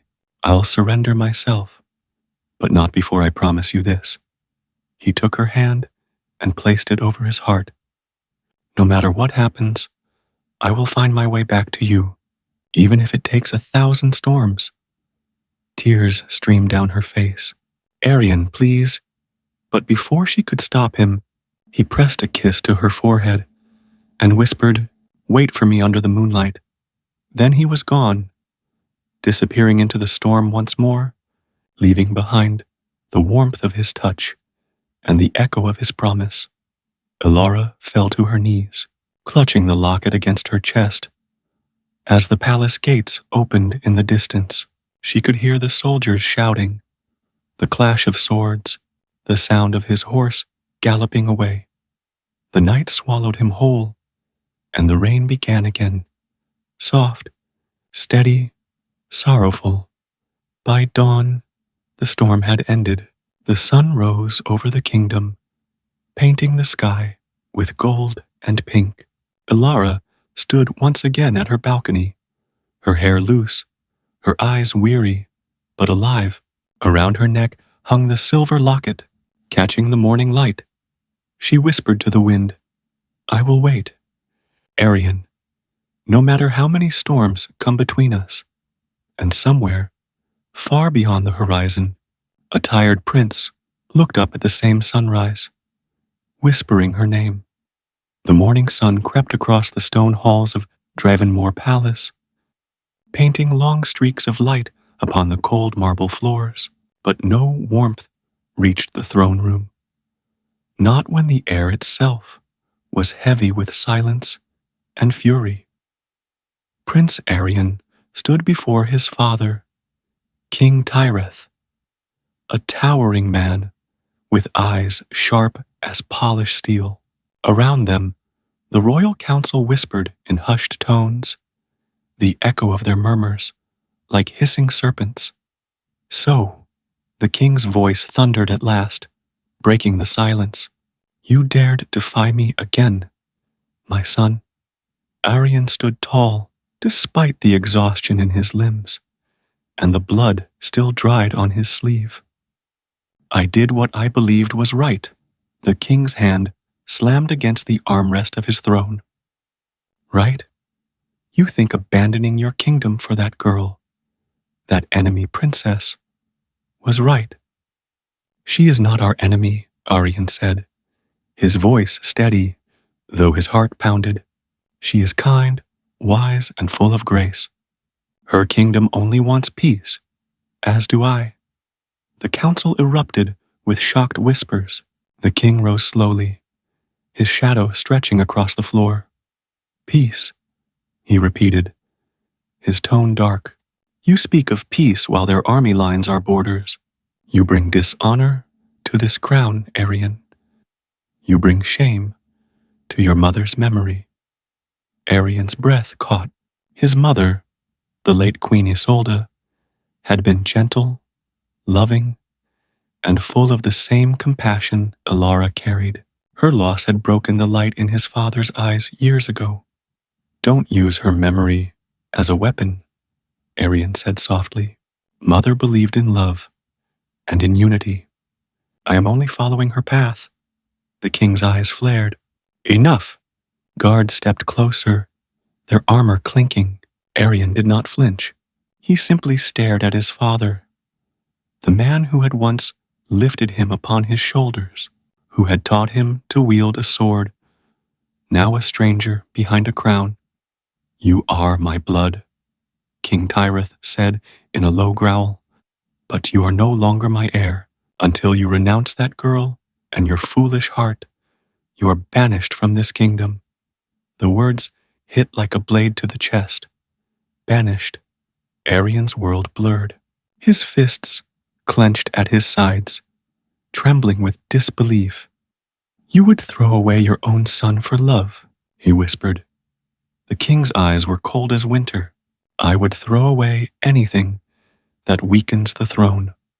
That night, Arion stood outside the palace gates, stripped of his royal cloak, his sword, and his title. Only the silver pendant he once wore beside Ilara's locket remained, hanging like a memory against his heart. The rain had returned, softer this time, falling like tears from the heavens. A familiar voice broke the quiet. Arion. He turned. His sister, Princess Lyra, stood behind him, her golden hair wet, her eyes shimmering with sorrow. You shouldn't be here, he said gently, and let you leave without saying goodbye, she whispered. Never. She reached into her cloak and handed him a small pouch. Food, water, and... She hesitated, pulling out a rolled parchment. A map. It'll help you avoid the border patrols. He looked at her, a faint smile ghosting his lips. You always think ahead. Tears welled in her eyes. You always rush ahead. Arion, father's heart has hardened since mother died. He doesn't understand love anymore, but I believe in you. Arion took her hand. Thank you, Lyra. You're the only light left in this place. She hugged him tightly, sobbing. Promise me you'll come back someday. He closed his eyes. I promise. Then he turned and disappeared into the mist, leaving behind the only family he had left. Days turned into weeks. Arion wandered through forests and mountains, his mind haunted by Alara's voice, by the memory of her tears, by the weight of his father's betrayal. He slept under trees, hunted his own food, and followed the silver crescent of the moon, the same moon that shone above Ilara's balcony. But one evening, as he crossed the dark ravine that marked the border between the two kingdoms, a group of riders appeared out of the shadows. Arian drew his dagger, but there were too many of them. Within moments, they surrounded him, spears pointed at his chest. "Prince Arian of Dravenmore," said the leader, lowering his hood to reveal the emblem of Ilarion, Ilara's kingdom. "You are under arrest by the command of King Theon." Arian's blood ran cold. "What are you talking about? I came in peace." "Peace?" The soldier sneered. "Your people have crossed our borders twice this week. Do you expect us to believe you are not a spy?" Before Arian could respond, they bound his hands and threw him onto a horse. "Take me to King Theon," he said, through gritted teeth. "He'll know I speak the truth." The soldier only laughed. "You mean the father of the woman you seduced? I don't think he'll be so forgiving." At dawn, Arian was dragged into the throne hall of Ilarion, chains around his wrists. The grand hall was filled with tension, courtiers whispering, guards standing ready. King Theon sat upon the golden throne, his silver beard glinting in the morning light. His face was unreadable. Ilara stood beside him. Her heart froze when she saw Arian, bruised, disheveled, but unmistakably him. "Father, stop," she cried, rushing forward. "He's not our enemy." The king raised a hand. Ilara stepped back. "But he came for me." Theon's eyes narrowed at Arian. "Is that true?" Arian met his gaze. "Yes, your majesty. I came not as a prince, but as a man who loves your daughter." The court gasped. Ilara's cheeks flushed with emotion, but her father's face remained stone. "You claim love, while your kingdom sends soldiers to our borders?" the king asked. "I swear to you," Arian said, "I have been banished from my kingdom because I refused to end my love for her. I have no loyalty now, but to my heart, and to her." The hall fell silent. Theon's eyes softened slightly, but only slightly. "If what you say is true," the king said slowly, "then you will prove it. Tomorrow, at dawn, there will be a trial, not by words, but by truth." Arian frowned. "A trial?" Theon nodded. "You will face the mirror of Varen. It shows no lies, no illusions. It reflects the truth within your soul. If your heart is pure, it will free you. If not, it will consume you." Ilara gasped. "Father, no. The mirror is forbidden. It's dangerous." Theon's gaze turned to her, filled with quiet pain. "Love is dangerous, my child. It destroyed your mother's peace, and may yet destroy ours. If his love is true, he will survive it." Arian looked at Ilara and whispered, "I will." That night, Ilara visited him in the dungeons. The torches flickered, casting shadows across the damp stone walls. She ran to him, tears glistening. "I'm so sorry." I begged him to stop, but he wouldn't listen. Arian smiled weakly. "Don't cry, my love. I'm not afraid." "You should be," she whispered. "The mirror doesn't just show truth. It shows pain. All your fears, your regrets, your guilt. It breaks those who have even a shadow of doubt." He brushed a tear from her cheek. "Then I will face it gladly, because the only truth I know is you." She leaned into him, her forehead against his. "If anything happens to you," he silenced her with a soft kiss. "Nothing will. The moon has guided me through storms before. It will do so again." She clutched his hand tightly. "Then promise me you'll come back to me." I promise. When dawn came, the kingdom gathered in the temple courtyard, where the ancient mirror of Varen stood upon an altar of stone. Its surface shimmered like liquid silver, pulsing faintly, as though alive. Arian was brought forward, his chains removed. Theon rose from his seat. Step forward, Prince of Dravenmore, and face your truth. Elara stood among the crowd, her heart pounding so loudly she could barely breathe. Arian took a deep breath and stepped toward the mirror. The air around it seemed to hum, cold, electric, and ancient. The moment his reflection appeared, the surface rippled like water, and a voice, not human, whispered, "Show us your truth." The light from the mirror burst outward, engulfing him. He cried out as visions swirled before his eyes. His father's face twisted in rage, his mother's dying smile, the wars he could not stop, the fear of losing Elara, the pain of banishment. The crowd gasped as the mirror's glow turned crimson.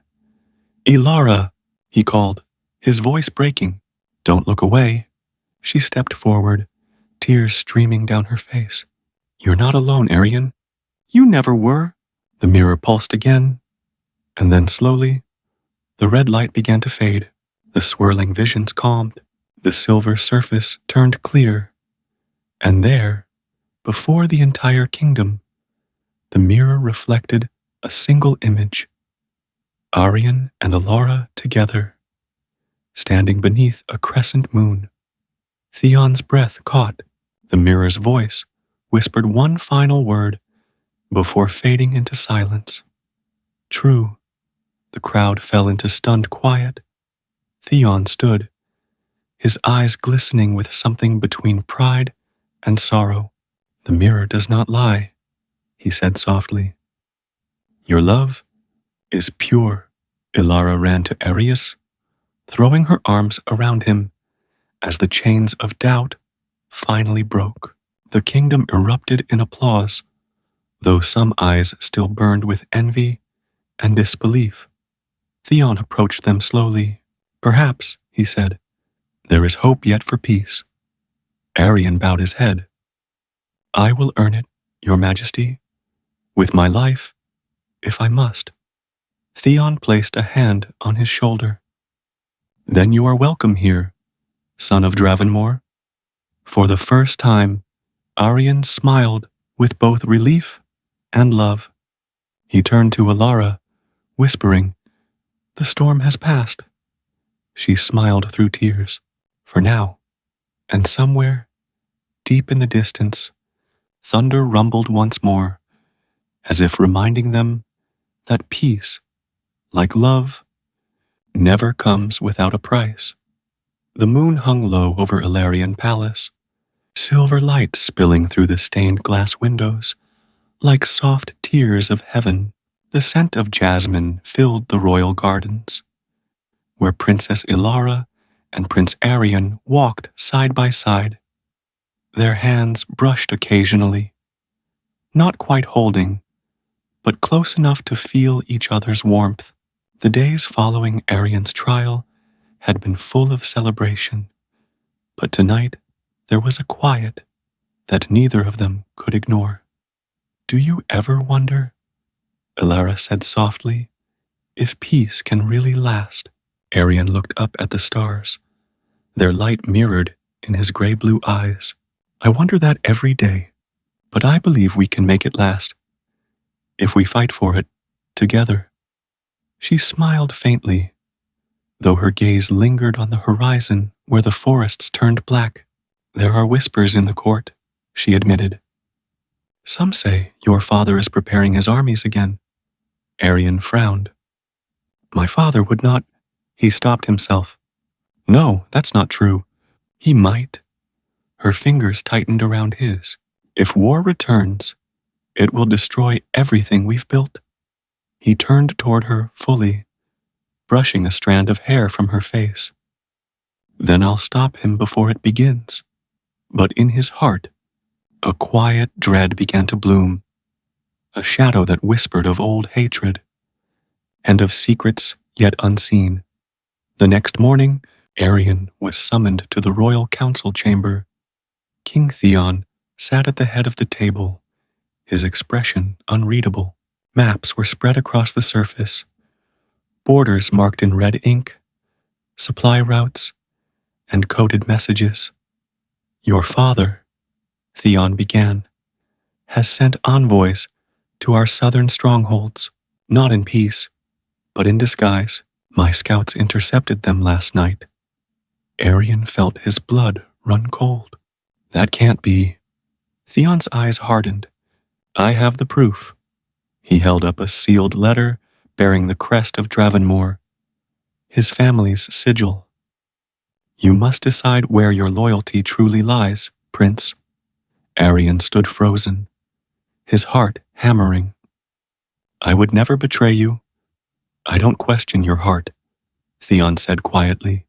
But I do question your blood. The room fell into silence. For a long moment, Arion said nothing. Then he bowed his head. Give me one chance. Let me speak to my father. If he is truly behind this, I will stop him, no matter the cost. Theon studied him for a moment, then nodded.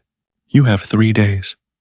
That night, Elara found him in the observatory, the highest point in the palace, where the stars seemed close enough to touch.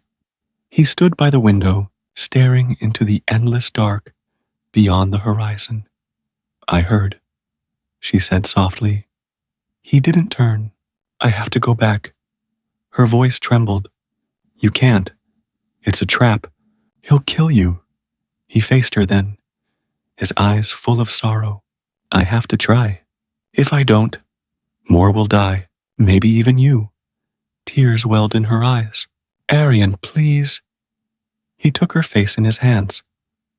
Elara, you once told me love means faith, even when fear whispers louder. Trust me now. The moon hung high over the royal gardens, silver light cascading down like a soft blessing from the heavens. The night was still, except for the gentle rustle of the willows that framed the marble fountain. A faint melody floated in the air, a sad tune played by the nightingales that had made their home in the tall cypress trees. Princess Elara stood by the fountain, her reflection shimmering in the water. Her heart was a tangle of confusion and hope, love and fear. For days, she had avoided the prince, or rather, the man who called himself a prince, ever since she had discovered the truth about his origin. He wasn't from the kingdom across the sea, as he claimed. He was from beyond the mist, from a realm spoken of only in bedtime whispers, the lost kingdom of Vareth. She had read about that place in old scrolls, a cursed realm that had vanished hundreds of years ago, swallowed by the mountains and sealed by magic. It was said no one could enter or leave unless they bore the mark of the shadow star, and he had that mark. Elara traced her fingers over the cold marble rim of the fountain. Why didn't he tell me? She thought. Why did he lie? Before she could drown in her thoughts, she heard footsteps, soft, hesitant, but familiar. Her heart recognized them before her ears did. Elara, his voice, low and gentle, carried across the garden. She turned slowly. Prince Kale stood under the archway of climbing roses, the moonlight wrapping around him like a cloak. His dark hair shimmered faintly silver, and his eyes, those eyes that always held galaxies in them, were filled with quiet sorrow. Why are you here? Elara asked, her tone calm, but her pulse racing. You shouldn't be. The guards won't see me, Kyle interrupted softly. I've hidden my presence. I only came because I can't leave things unsaid anymore. She looked away, her chest tightening. You should have told me the truth, Kyle. You made me trust you. You made me. Her voice trembled. You made me fall in love with a lie. Kyle stepped closer, but she took a step back. It was never a lie, he said, his voice raw. Not the way I felt. Not what I told you about the stars, or how I see you. Then why hide who you are? She whispered. Kyle exhaled deeply, his eyes reflecting pain and longing. Because the truth would have destroyed us before we even began. He looked toward the moon, as if drawing strength from it. My kingdom, Vareth, was cursed long ago. We were not destroyed, only forgotten. Every prince born into the royal line carries the mark of the shadow star, and with it, the curse of endless wandering. We can never belong to any world but our own. If we fall in love with someone from another realm, both souls are doomed to fade into shadow. Alara's lips parted. A gasp caught in her throat. Fade, Kyle nodded. Into nothingness. Into memory. A cold wind brushed through the garden, carrying with it the faint sound of the distant sea. Alara wrapped her shawl tighter, as though to shield herself from the weight of his words. Then why? She whispered. Why come here? Why let this happen? Kale stepped forward, his expression a mixture of love and despair. Because I didn't mean to.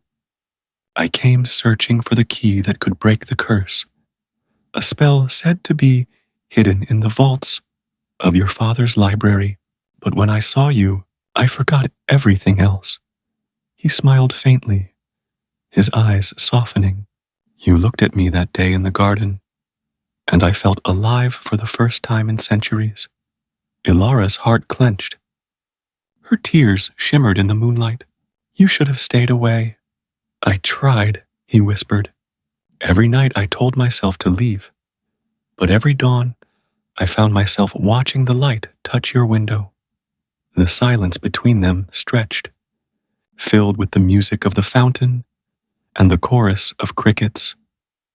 Finally, Alara spoke, her voice trembling.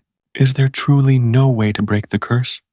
Kale hesitated, then said, There is one, but it demands the greatest price. She looked at him sharply. Tell me, he met her gaze. A soul must choose to stay in shadow so that the other may live in light. Alara froze, understanding dawning like fire. No, she said immediately, shaking her head. You're not doing that. I won't let you.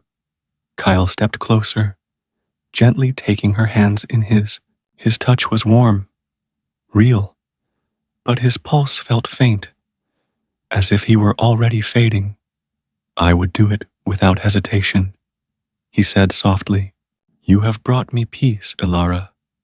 For a man who has walked in darkness for lifetimes, your love was the first sunrise I've seen.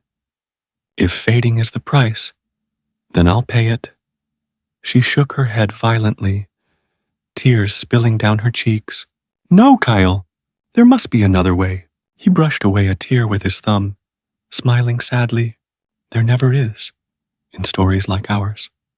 Alara's heart broke at his words. She wanted to scream, to fight fate itself, but instead she threw her arms around him, holding him as if she could anchor him to this world. Then we'll find a way, she whispered fiercely. Together, we'll fight the curse. I won't lose you to shadows. Kyle held her tightly, his face buried in her hair. You make me wish I could believe that, she pulled back, gripping his collar. Then believe it, she said, her voice trembling but strong. Believe in us. For a moment, the air shimmered. A faint, golden glow rippled around them like a heartbeat. Kale's eyes widened. Alara, what did you just do?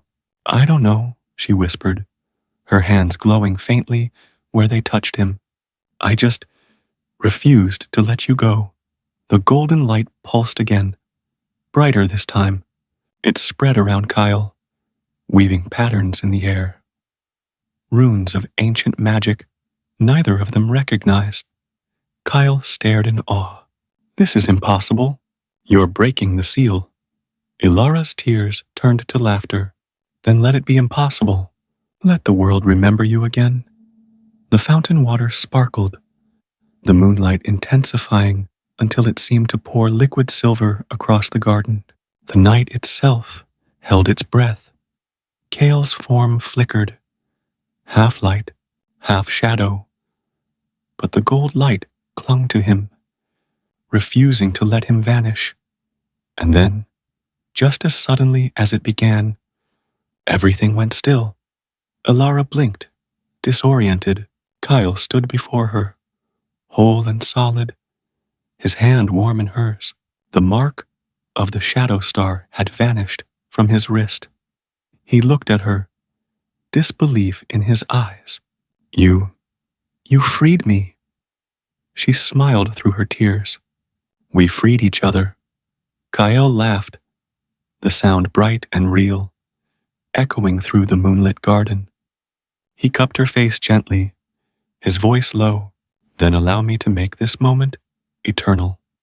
And before she could speak, he kissed her, slow and tender, the kind of kiss that mends what was broken and promises what was yet to come. When they finally pulled apart, the world felt different, lighter, alive. Somewhere deep in the forest, the ancient spell that had bound his realm cracked and dissolved. The winds of Vareth whispered through the trees, not as shadows, but as songs. Kyle took Ilara's hand and looked to the horizon. The dawn will come soon, he murmured. And for the first time in my life, I'll see it with you. She leaned against him, resting her head on his shoulder. Then let's not waste another night, she whispered. The moon bathed them in silver light, and the garden, once haunted by sorrow, now shimmered with quiet peace.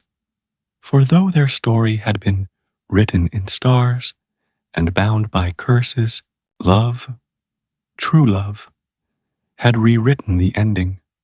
And in that sacred stillness, before dawn, the princess and her mysterious prince stood hand in hand, knowing that their hearts had found a forever that even time could not erase.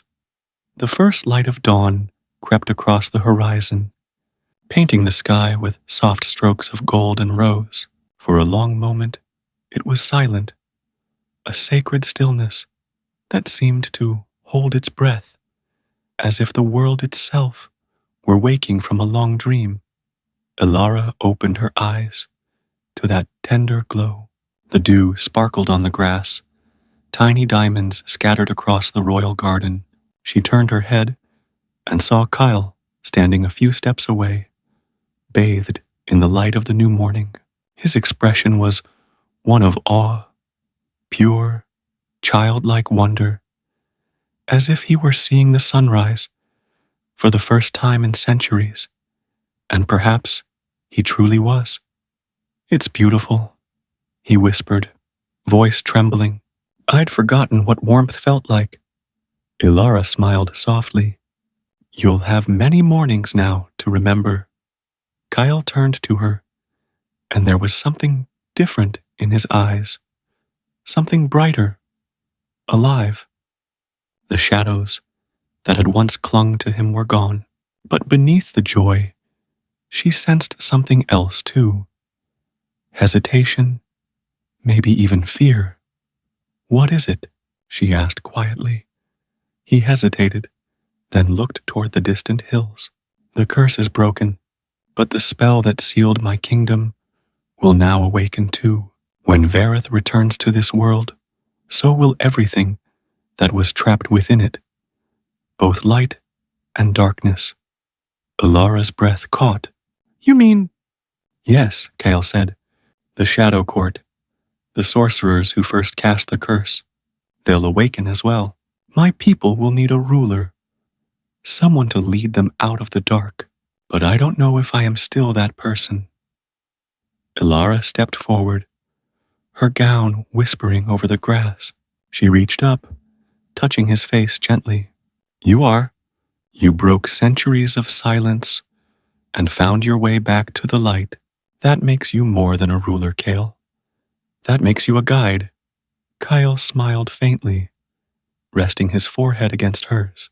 And what of you, my princess? Your world will not easily welcome one born from legend. Ilara's lips curved into a quiet smile. Then let them learn.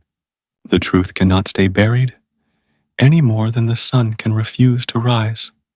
A distant rumble broke the moment, deep and low, like thunder rolling through the mountains. The earth trembled beneath their feet. Birds scattered from the trees, and the fountain water rippled in perfect concentric circles. Kale turned sharply toward the horizon. It's happening, he murmured. Vareth is returning. Before their eyes, the distant peaks shimmered with strange light. The sky above them bent and twisted, as though a great veil were being torn away. Out of the mist rose the faint outline of towers, dark, elegant spires that pierced the clouds. The lost kingdom, emerging once more from shadow. Ilara clutched his hand. It's beautiful. Kale's eyes were fixed on it, but his jaw tightened. And dangerous. The Shadow Court will sense my awakening. They'll come for me. For us. Then let them come, Ilara said fiercely. They will find we're not afraid. He looked at her, admiration softening his features. How can you be so brave? Because you taught me, she said simply, and because love is stronger than fear. A sudden gust of wind swept through the garden, scattering petals and lifting her hair like a halo. A figure appeared at the far edge of the path, cloaked in black, moving with a grace that seemed almost inhuman. Kale's hand went instinctively to his sword. They're here already. The figure stopped several paces away, lowering their hood.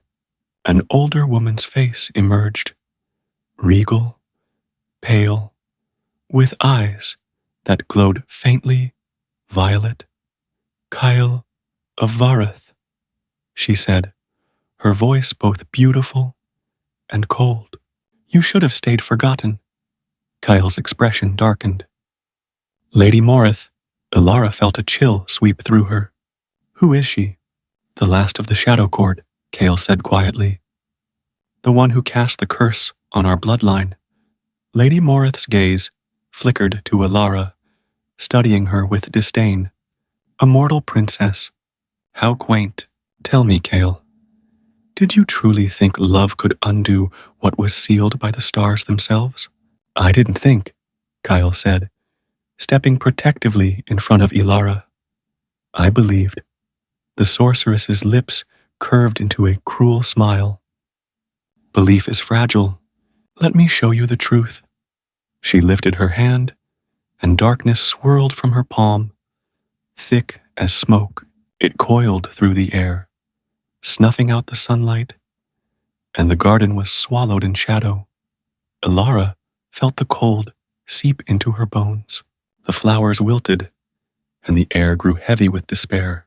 Kale staggered, gripping his chest, the mark of the shadow star flickering faintly again.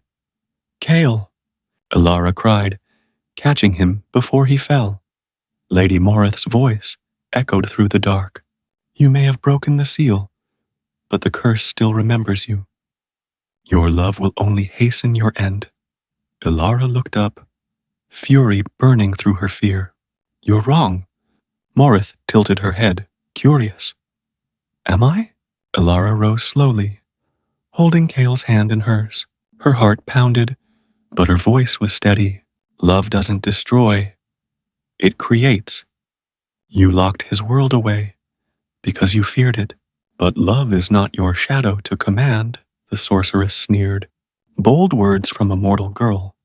Ilara closed her eyes.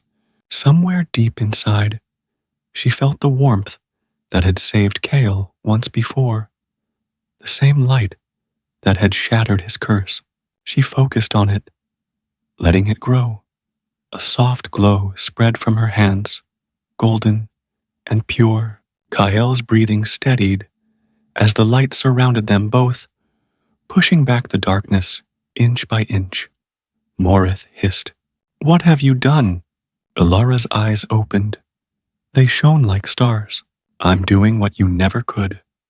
I'm forgiving the past." The golden light burst outward, flooding the garden. The shadows recoiled, screaming, until they dissolved into mist.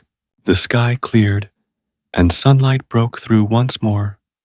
Morith fell to her knees, her power unraveling like smoke in the wind. For the first time, her eyes filled with something that looked almost human. Sorrow. "It's over," Kale said quietly, stepping forward. "You're free, Morith." "So am I." The sorceress looked up at him, trembling. "Free," she whispered, as though tasting the word for the first time. Then, with a final sigh, she vanished into a swirl of petals, carried away by the morning wind. The silence that followed was deep, peaceful. The birds began to sing again, tentative at first, then louder. Kale turned to Ilara, eyes full of wonder. "You did it. You saved us." Ilara smiled through tears. "We saved each other, remember?" He drew her into his arms, holding her close as the sun rose fully over the horizon. In that moment, the air shimmered, and a bridge of light appeared between their world and the newly returned kingdom of Vareth. Kale looked at it, awe in his voice. "Home." Ilara followed his gaze, her heart full. "Then let's go see it together." He nodded, squeezing her hand. Together, always. And so, step by step, they crossed the bridge, not as a cursed prince and a lonely princess, but as two souls who had defied the stars. Behind them, the garden glowed in eternal spring. Ahead of them, the towers of Vareth rose once more, shining not in shadow, but in light. As they walked, Kale whispered, "Every kingdom begins with a story, but ours began with love." And as the wind carried their laughter into the dawn, it was said that both kingdoms, of Earth and of Vareth, would forever remember the day when love broke the curse and peace returned to the stars.